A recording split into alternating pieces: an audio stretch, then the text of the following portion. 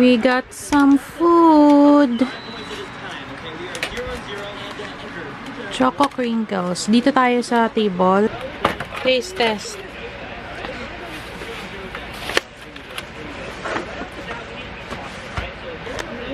Yummy. Can I? It's good. Okay, eat. Good morning, mommies. Pasensya na kung maingay sa background. Sobrang init kasi, guys. And nakabukas yung aming electric na nakatutok sa akin. Sobrang init at nagkakapoy ako. Kakagising ko lang. I'm so excited, guys, to open this camera and talk to you guys. Because officially, today is the start of my maternity leave. Well, actually, day off ko talaga. Pero, yun nga, hindi na ako papasok starting next week. And I am on maternity leave for 3 months. Hopefully, maging okay na. And, I mean, super tagal ng 3 months. And we all know that it's unpaid.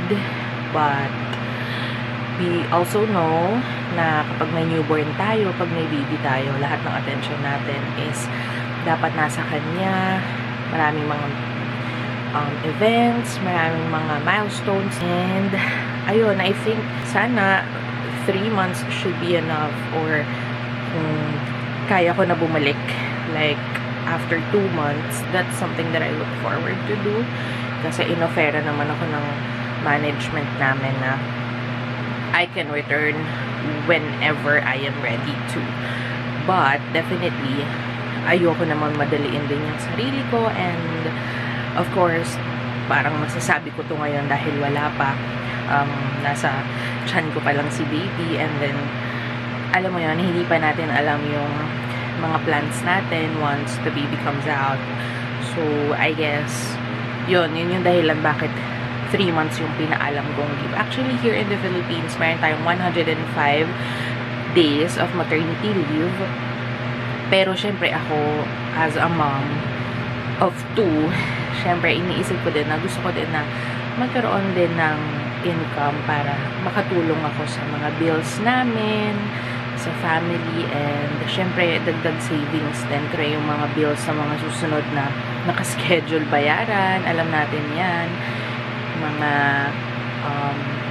expenses na naka-fix on a monthly basis is hindi naman yan nagpapahinga. That's why yun din yung isa kong iniisip. So, I'm trying to budget everything na kaya ba ng 3 months or kailangan bumalik na ako after 2 months. Pero sana kayanin kasi syempre gusto ko naman na matagal-tagal ang bakasyon ko. Although, ito yung actually yung exciting part din na working from home. Lagi kong sinasabi to sa mga vlog ko every time na nagkukwento ako na I am very, very grateful for having a work from home job, work from home opportunity, kasi together with our family, nakakapag-earn kami ng money while we are inside our house. Hindi namin kailangan bumiyahe, ganyan. And kasama namin si Prime, naaasikaso namin siya, and that's already a gift from the Lord. That's why I also cherish that that fact na work from home naman. So, baka naman kayanin na like 2 months lang pwede na akong bumalik para alam mo yung maka-earn agad tayo. Pero, it's not all about the money nga. Sabi nila, it's all about the presence nung mother sa kanyang baby for the first few months. Syempre, super importante yon. Lalo na plano ko nga kasi mga mommies na magpa-breastfeed. Gusto ko magpa-breastfeed. So, kailangan kong maging consistent sa routine ko, and gusto ko mag-pump para at least kung babalik na ako sa work and then suddenly na magkaroon kami ng meeting. Syempre, kapag may meeting, alam nga na mapapa-breastfeed mo si baby. I want yung exclusively breastfeeding kagaya kay Prime. Yun yung pa-practicein kong routine pagkapanganak ko. Like, pag pwede na ako mag-pump, pag na-build ko na yung milk supply ko, unti-unti ko namang i-build yung milk stash ni baby. Para at least, breast milk ko pa rin ang maiinom niya just in case na bumalik na ako sa work. And yun nga, may times na hindi ako makatayo sa aking upuan habang nag-work. Siyempre, alam natin na sobrang mahirap din naman talaga pagsabayan. Nung kay Prime, kasi nung nag-work from home ako, malaki na siya. Nag-aano na siya mag-isa, nag-iPad na siya. So, that's the reason bakit nasanay yung aming panganay na mag-iPad and mag-gadget. And respect sa mga moms and parents na choice nila yon kung ano yung makakabuti sa ano nila, sa situation nila, sa daily routine nila. So, may mga mommies na against sa pagbibigay ng gadget for their kids. But for us, actually, naging beneficial pa nga siya. Kasi, alam niyo, sobrang laking tulong nun. Kasi, nakamonitor naman kami kung ano yung mga pinapanood niya. Like, yung bata siya, si Blippi, yung mga educational na videos, ganyan. As long as may proper supervision pa rin ng parents and na-filter kung ano yung mga napapanood ng kids. Using gadget isn't that harmful and it's somewhat beneficial. Pero, syempre, mayroon pa rin yung mga restrictions and syempre, mayroon pa rin yung mga like screen time, ganyan. Pero sa case namin, it's working kasi si Prime lumalaki siyang matalino, may mga term na alam mo yun, yung mga kung paano siya, the way siya magsalita and mag-construct ng sentences. Talagang ang lalalim ng words na nagagamit niya. And it's partly, I will admit, it's of course a gift from God. Siyempre, si God ang may gift ng ating knowledge and wisdom. But also, nakuha niya din yun sa kanyang panonood ng mga educational videos. So, yun. Bababa muna ako at ako ay magpe-prepare ng aming food. Nagluto na si Pao ng breakfast, so ako magpe-prepare ako ng lunch namin. I'm so excited kung ano yung mga gagawin naming activities while I am on maternity leave. Plano namin mag-set up ng yung swimming pool ni Prime. Swimming pool. Yung inflatable pool. So, let's go.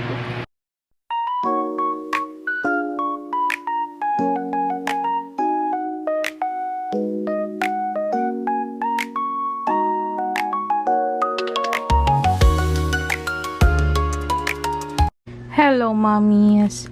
Ang aking agenda for today, bilang ako ay naka-maternity leave naman, and naka-day off ang aming staff, si Kim, sa Prime Nails, ay ako ay nagbabox ng mga i-deliver na stock sa Robinsons Antipolo. So, magde-deliver si Kim tomorrow, and ayan, babox ko lang. So, ito, medyo makakapag-focus na tayo, makakapag-hands-on na tayo ng very light sa ating small business. Dahil, ayun, wala naman akong schedule na. So, habang nag-iintay-intay tayo, and habang nag-relax, sisingit ako for Prime Nails. So, yan, boxing time while watching Netflix. Hello, mommies! It's evening na, guys, and kumakain na lang si Prime sa baba. Tapos, ito yung na-miss ko actually, yung pagtulog ng maaga. Kasi nga yung out ko sa work ko is 12 midnight, minsan 1 AM. So, minsan nakakatulog na ako ng, alam mo yun, parang hindi naman ako agad pagkahiga ko is nakakatulog na ako. So, minsan, lalo na paghirap ako makatulog. Tapos, pag gising si baby sa aking tiyan, sobrang galaw niya, mas hindi ako nakakatulog. So, minsan, after 1 hour pa, or worst, 2 hours pa bago ako makatulog. So, this time, since tayo ay naka-maternity leave na nga, finally, makakatulog na tayo ng normal. And tonight is the night na. First night nating magbabago ng routine sa ating tulog. So, ayan, I'm very happy. Bukas may check-up pala ako. So, sana closed pa rin ang ating cervix dahil iniiwasan nga natin mag early labor or early contractions dahil tayo ay masi-CS and meron pang 2 weeks si baby bago siya mag full term. So, ayun. Hey, mommies! Let's prepare for my check-up. Sasamahan ako ni Prime for my check-up. I-AI ako ni Doc to check if open na yung aking cervix. Kilay is live!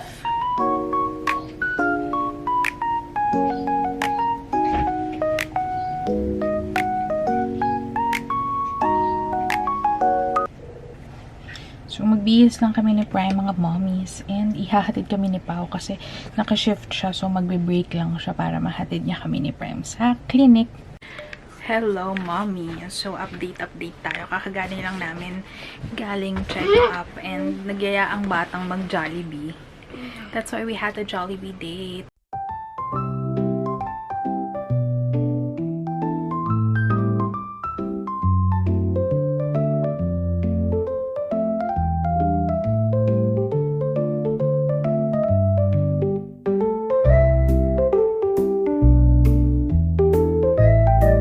Ayun nga mga mommies, guess what? May isang pulupot ang cord kay baby sa neck. So, may isa siyang cord coil. As po, yung ultrasound ko kanina, pinakita sa akin ni Doc. And baka mas mapaaga yung aking pagpa-schedule ng cesarean delivery. Meron pa kaming follow-up check up next week and sisilipin ulit kung magiging okay yung kanyang cord coil, and yun, babantayan ko nga si baby, yung galaw niya, kung humihina ba yung galaw or kung malikot pa ba siya within this week, para at least alam ko kung kailan ako magpapa-check up ulit. So ayun, hoping for the best. Basta sabi naman ni Doc is full term na daw ng 37 weeks, and next week ika 37 weeks ko na. Plano pa nga namin pa 39 weeks siya i-schedule. Pero, kung mapapaaga, basta sabi ko kay Doc, as long as okay naman, full term and healthy na kay baby na i-schedule ng ganong kaaga. And then, go kung ano yung mas better. At dahil dyan, mga mommies, it's time to pack our hospital bag. So, ito, hiniram ko lang to sa aking mother. Ang kanyang luggage, kanyang mini maleta. So, dito namin ilalagay yung mga damit namin ni Pao. Kasi meron na si baby. So, I think, yan, this should be enough na. Yay! Maglagay yung sa'yo bago ilagay yung maleta. Okay. Pag need pa dalawa, meron pa ito din.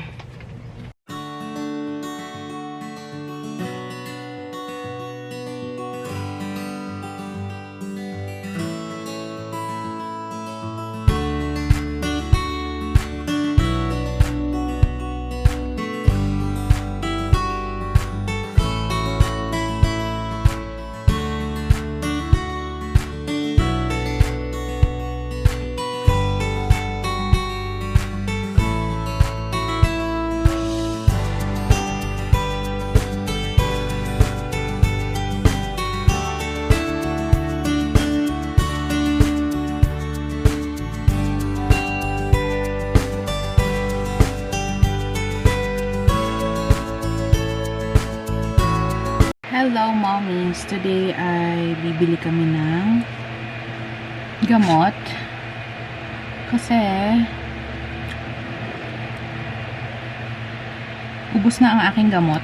So, yung mga ano ko, prenatal medicine and vitamins. So, ayun, bibili muna kami. Si Prime ayaw na sumama. Papaiwan daw siya kasi may kasama naman siya sa bahay. Kapag may kasama siya sa bahay, nagpapaiwan na talaga siya, mga momshi. Mag-i-e-bike lang kami kasi dyan lang naman yun sa kabilang barangay ang South Star Drugs. So, doon kami bumibili kasi mga mommies, malaki ang discount doon sa South Star. Tapos, meron akong discount code doon. Kaya doon kami talaga lagi bumibili ng mga gamot. So, ayan, let's go mga mommy. Naman na tayo ng gamot.